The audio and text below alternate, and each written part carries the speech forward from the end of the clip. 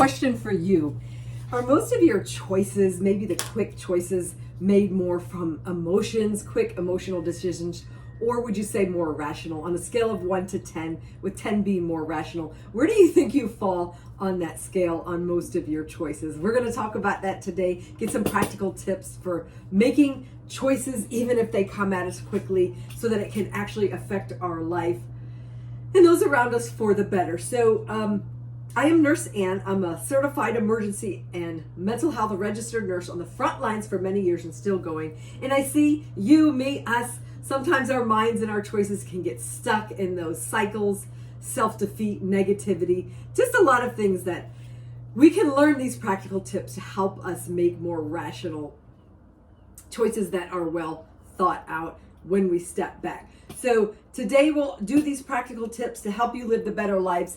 And I've learned that a lot of our choices, especially the quick emotional ones, come from things we even learned in childhood. Different relationship bonds, could be even trauma bonds. We need trauma healing, we need education, even maybe therapy, just self-discovery so that we can start to pick apart why we're making certain choices, habits over and over. So that can come, as I said, from therapy, trauma healing, education, self-learning, just stepping back from the situation. So I heard R.C. Blake say on his channel that we have to discipline our minds and forcefully manage our thoughts. Just imagine if you were driving in your car and you started drifting down the opposite side of the road. Would you just keep drifting and make the decision based on wherever you landed? Or would you forcefully manage your car back into the correct lane so that you didn't have a collision, possibly your demise, and other life consequences? So that's the same thing. We can discipline our mind and forcefully manage our thoughts. Just like if you were an athlete or a top performer, you're going to discipline your choices so we can discipline our mind to make those more rational decisions.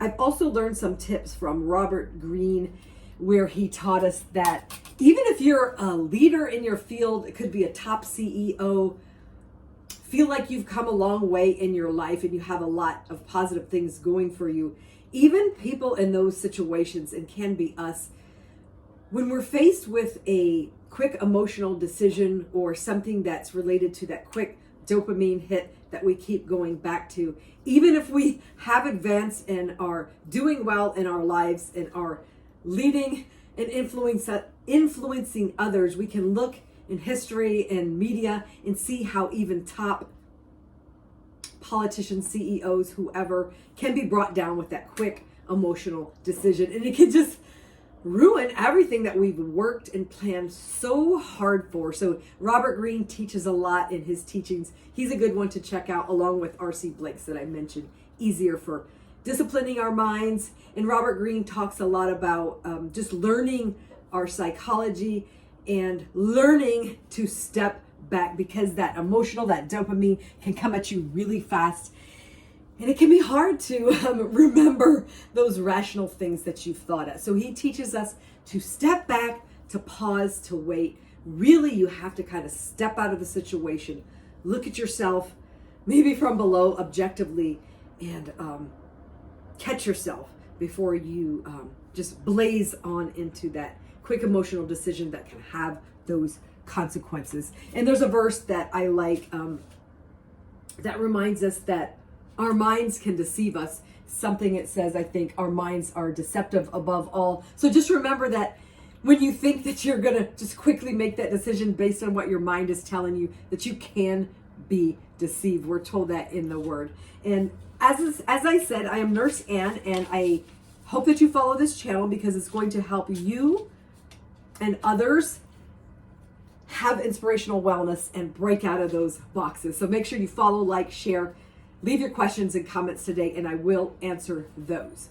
So some of the rational, logical decision makings, I did see a quote too that said, psychology says that our emotions drive our behavior, and then sometimes logic we'll jump in and justify our actions. So sometimes we will make that quick emotional decision and then try to justify it with certain logic after the fact. So let's work on switching that, making that logical decision first before we let our emotions take over. So we're going to think about the decisions that we made, as I said, and learn how to step back. That is so important. And as I said earlier, you may need to get that healing and education so you're not always coming back to certain cycles, habits, trauma bonds, relationship choices that don't always lead for your life to level up. So think about the options, the outcomes, the consequences as you do step back. Set your life up for success.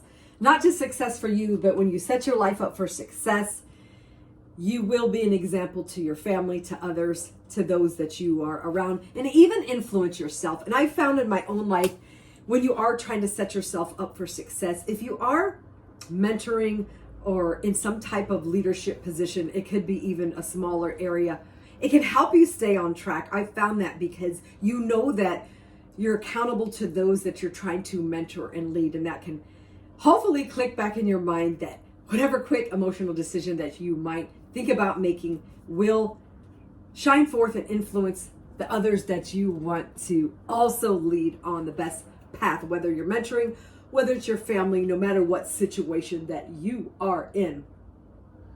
So set your life standards, your goals, live for excellence and integrity.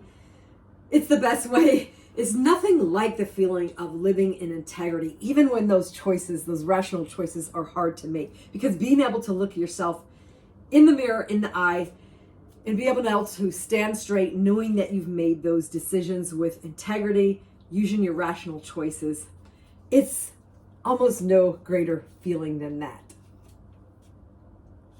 After you have, if you do fail, it is good to step back and do that soul searching, the prayer, lots of prayer, asking God to show you different ways, to show you a better way. He does say his thoughts are higher than even what we could begin to imagine or think. So turn back into the word, into your faith, into your integrity, and faith will always help to guide you on the right path.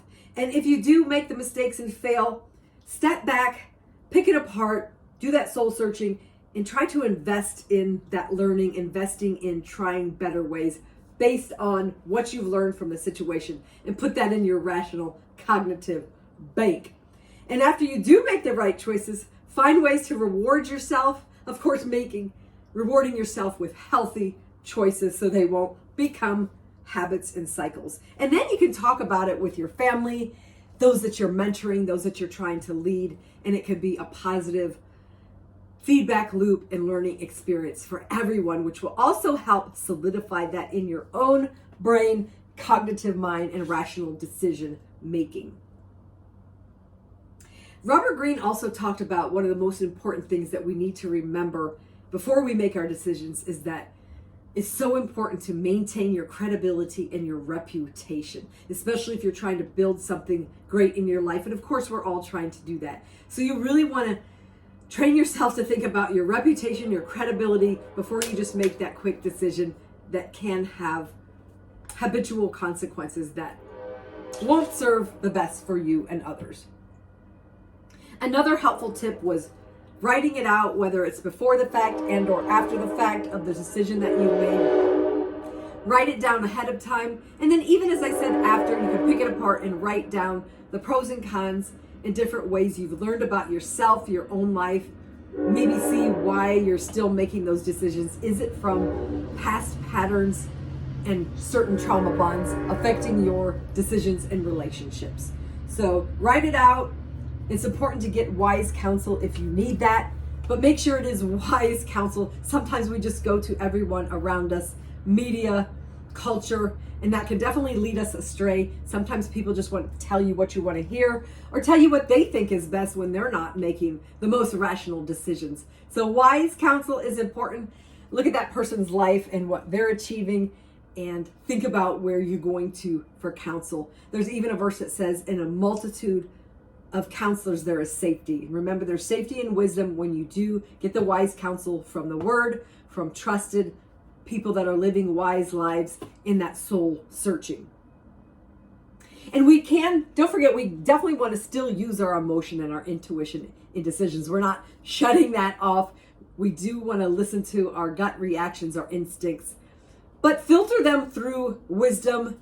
And if something doesn't seem right, listen to your emotion, your instincts, and take that all into consideration before you carry out the response. Step back. Don't make it quick and fast. Step back. Learn to step back. Learn to wait. If you do wait and weigh out all the options and the decisions, it's definitely going to lead to something better. And yes, sometimes we do need to make those quick gut reactions, but rely on your instincts and what you've learned, and then step back and look at that. We can have, as I said, those dopamine cycles of addiction. I did a recent podcast, if you scroll back, it's called Dopamine Addictions and Healthier Alternatives with Nurse Ann. You really want to check that out. It's going to help you also break those cycles and learn what the dopamine addictions might be for you, leading you back into those hits over and over. I also did a podcast on emotional intelligence and emotional resilience. There's a lot of podcasts, if you scroll back, that will help your brain, will help your emotions level up with your emotional intelligence, making those wiser decisions. So once again, take your time, pause, step back. And now I'm going to back it up for you with some of my published devotionals that will help you think about these and apply them practically. And again, I'm Nurse Ann. I'm a certified emergency and mental health registered nurse, still on the front line, still going. And I see you, me, us, caught up in cycles, thought patterns of self-defeat, negativity, making decisions based on our past, our trauma bonds, and we have to learn about that. We have to break that, or you won't be able to advance in a positive way. And even if you feel like you've made so many mistakes, so many decisions that affected you, I promise you it's not too late to get back up, ask God to help you, pick you back up, and get back on the road of making those right decisions. So the first ones is from my Mental Healing Poetry Devotional. Link on the website in the description, nurseann.com. That's Ann with an E is the website. And this channel is Nurse Ann's Inspirational Wellness on YouTube. Make sure you follow, like, subscribe, share, and nurseann.com, the website. There's so many tabs and a lot of inspirational wellness to help you with your body, mind, and spirit, because they work together in synergy. But so important is our mind. That's what led me to do the Mental Healing Poetry Devotional, because those life challenges are discussed. Along with that, God ordained courage and healing, mental healing, to help us turn away from mindsets controlled by fear. Inspiration to step into your true destiny of a faith walk and purpose-driven path. So I'm going to read you one of my spoken word poems I recently, in addition to being a nurse, a busy nurse, an indie author, being involved in ministry and other responsibilities in life, I did crank out and try to learn spoken word. So let's all get a drink of water. Take a deep breath. And we will carry on. And so today's first spoken word, I've done this before, but it's very applicable to what we're talking about today. So it's called choices. Do you want to be blessed or choose to stay stressed? Do you want to keep the truth real or choose to act on how you feel? It's not that hard to find. God's word reveals his infinite mind. And there's more to this one. I'm going to let you read choices or listen to it on my website. I believe it, yes, it is on my website under spoken word poetry. It's called Choices, and you can hear the whole thing. And I'm going to read you the verse that inspired that. I need another drink of water. Get one for you. This helped me to think about this one. It was Proverbs 3, where God reminds us to trust in him with all of our heart and not to lean on our own understanding. We can't always lean on what we feel and what's already stored up in his brain. That's why it's important to pray, take that quiet time and go to him and ask him to help you make decisions based on his principles. So if you acknowledge him in all your ways, he will direct your paths and your decisions. And the devotional part of that reminds us that sometimes our minds can deceive us into believing that we can manage just fine without anyone's advice. But our minds can be deceptive, as I said in that verse before, and allured by culture in ways that can be a detriment to our best life. There's a reason that God reminds us that his thoughts are higher, his ways are much better than we could ever begin to understand. Of course, it might not always look like that in the immediate. Remember those quick emotional decisions. But if we're patient and purposeful, we can look for and discover the reality of the most beneficial plan. I want you to do that. And Isaiah 55 reminds us his thoughts are higher and his ways are higher, and they're not like our ways. In Jeremiah 17, where the verse reminds us that our heart is deceitful and deceptive above everything, and we can't always know the truth. So that's why we have to seek out the wisdom and the counsel. And in Proverbs 16:9, a person's heart plans their ways, but God directs your steps. So always filter that through higher wisdom. And there's another one that I picked from this book that's applicable in a couple ways. It's called Puppeted or Powerful, because we can be puppeted by our own minds and our old ways of thinking. Quick dopamine fixes. We can be puppeted by culture, people around us, and wanting to fit in. So it's called Puppeted or Powerful by Nurse Ann. Let me know what you think in the comment. Craving approval, seeking validation, allowing others to puppet on a string. Do we share our creative gifts or conform to the pressure to fit in? Do we dare break out or just give up without trying to win?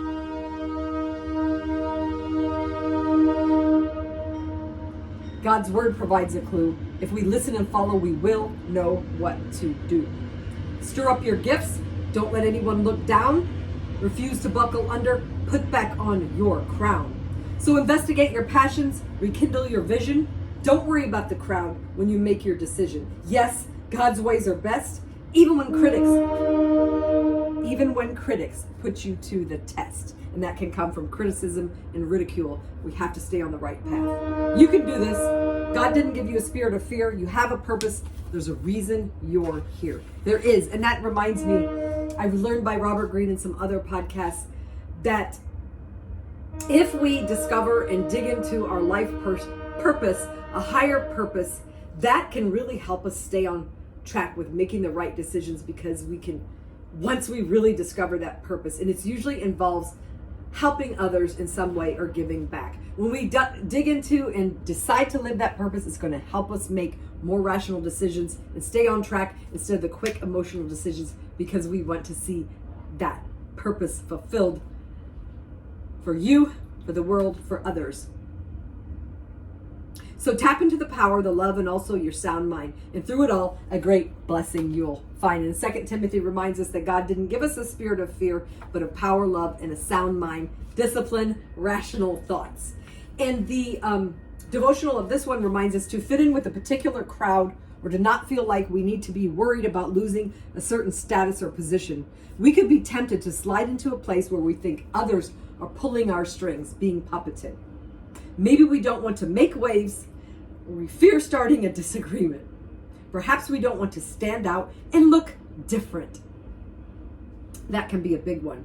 But this mindset can stop us from advocating for ourselves and for others who might be getting bullied. Don't let your mind bully you. Don't let others get bullied. Be an advocate. Be a sentinel.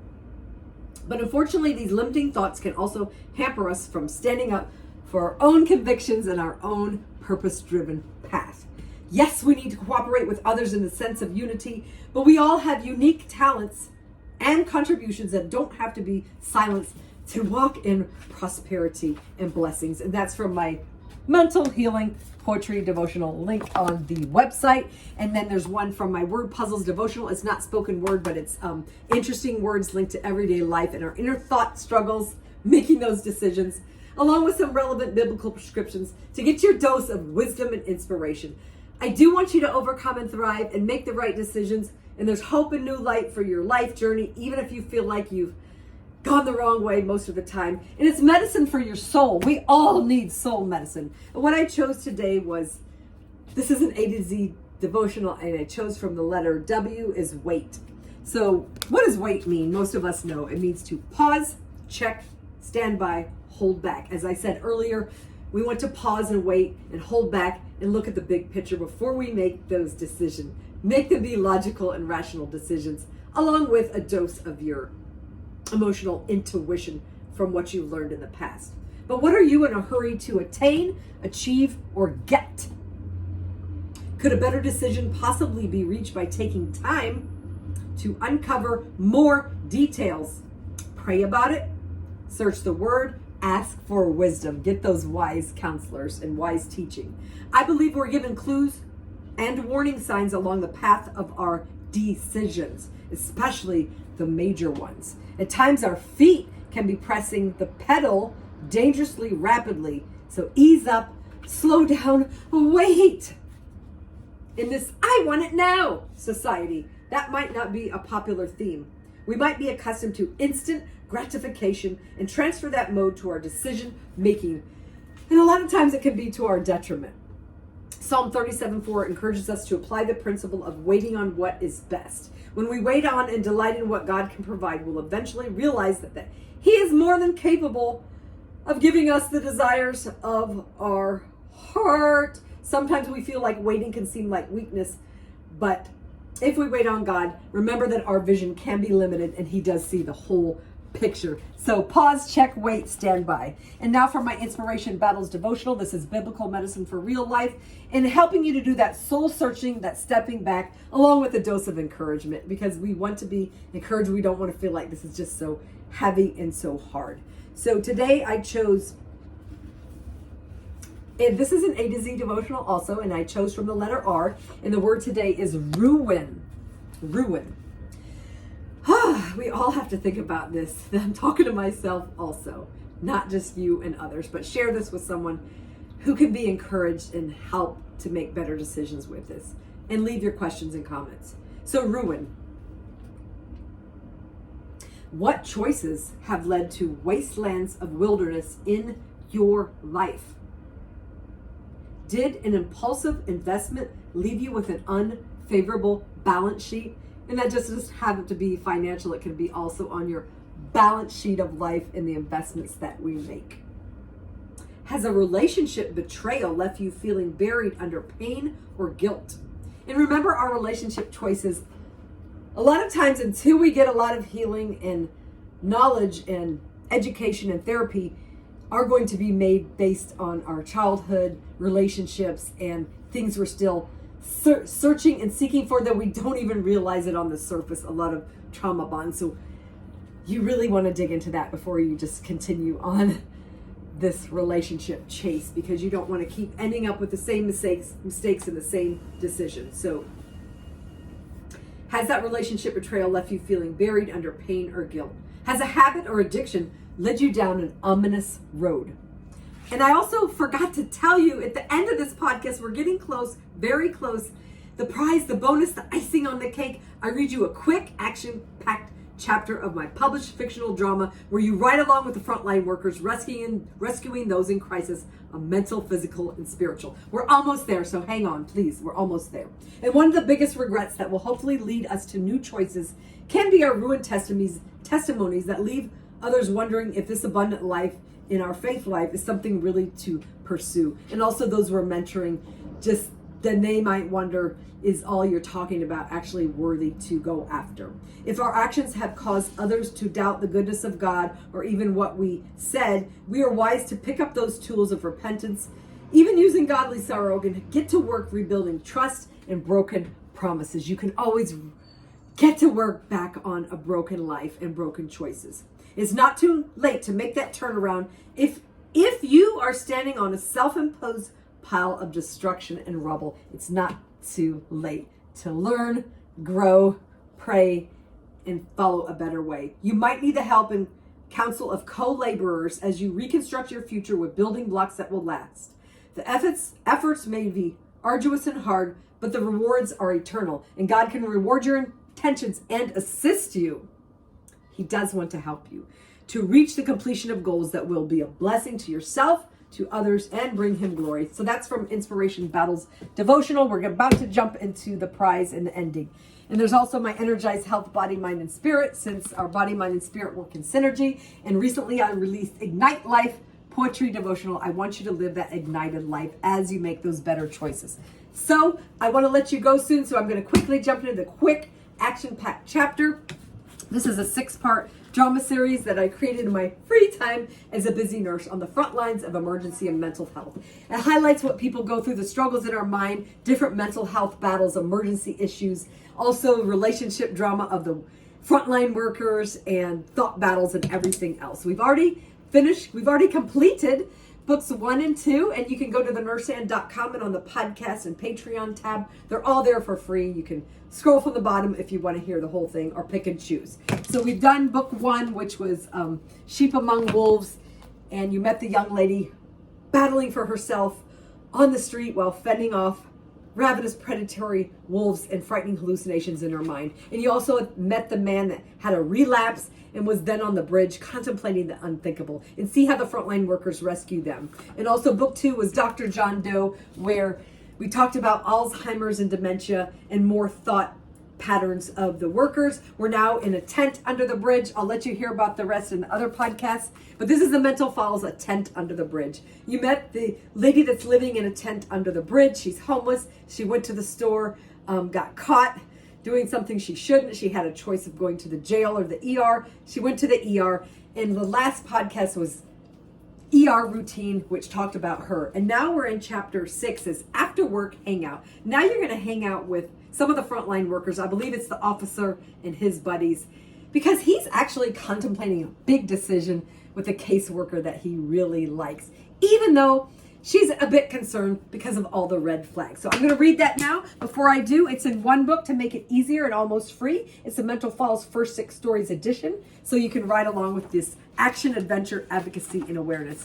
And it's also in an audiobook, and it's the Mental Files First 6 Stories edition by Nurse Ann, narrated by Drama Simpson. He brought it to life with siren noises and so much more. And that's on Audible and iTunes. So now, so you can get out of here and hear this action and this prize, let's go into the Mental Files, Book 3, A Tent Under the Bridge. The chapter is After Work Hangout. And you're going to hear about some of the decisions that the handsome single officer is thinking about making, because this series is filled with danger, action, suspense, romance, faith, and inspiration, along with that advocacy and awareness for what you go through, what others go through, and help us make better decisions. So chapter 6, After Work Hangout. Then we're going to go. So Leon and Martin met up with some of their other buddies at sports time when their shift ended. After the group ordered their round of wings and beer from the usual hangout, they started to talk about some of their recent dates with hot ladies. As the guys tried to one-up each other, Martin noticed that Leon was not adding his usual bragging stories. "What's up, Leon? Lita, got your tongue?" "Ha," laughed his abrasive partner. "If you weren't my best friend, I'd probably have punched you by now," retorted Leon somewhat jokingly. "Ooh, I think I've hit a nerve," added one of the gang. "I think you hit a nerve." Laughter took over the table as Leon tried to act like he wasn't offended. As the group heartily ate their wings, Martin noticed something else that was different about his partner. He barely touched his alcoholic beverage. "What's up with you for real?" he asked the quiet officer. "Everything's good. We'll talk about it later," came the reply. Trying not to spoil his friend's fun, Leon watched the game and made the best out of the hangout time. After the rest of the guys headed home in a taxi, Leon decided he should just spill what was on his mind. So this is him talking it over with somebody, trying to help make a decision. "Martin, I know you think something's wrong with me, but I actually want to discuss an idea, or well, maybe a plan with you." Leon started. "Is this about that caseworker?" asked his table mate. "Yeah, it's about Lita," admitted the officer. "Wow, she's really got your number, man," interrupted Martin. "Yeah, well, it's not such a bad thing. She's beautiful inside and out, passionate about her work, dedicated to her friends and her faith. If you ask me, it seems like she'd be a great wife." It was finally out, the bachelor thought. Whoa, hold up. Did you really just say the wife word? "Leon, buddy, this is Martin, your friend, your partner in crime." I mean, partner in the opposite of crime, he said sarcastically. I did, Martin. I want to pop the question. What do you think? Queried Martin's friend.